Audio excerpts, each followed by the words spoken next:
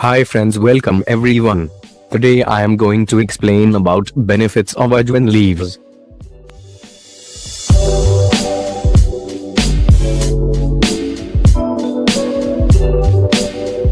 Ajwain leaves are very common in Indian households. The aromatic seeds are used in adding flavor to a number of desi drinks, curries and even breads like parathas. It is also revered in Ayurveda for its numerous health benefits. Now I am going to explain about how to cure cold and cough from Ajwain leaves. If you have a pesky cold and cough, take some 10 or 12 Ajwain leaves. Clean them with water and then add them to a glass of water and put it to boil on a low flame.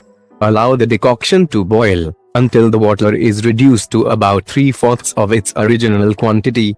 Take it off the heat, allow it to cool down a bit and then drink it for relief from cold and cough. Add a little honey to it, if you like. Use Ajwain leaves as much as you can and stay healthy. We will meet again with new information. Bye bye.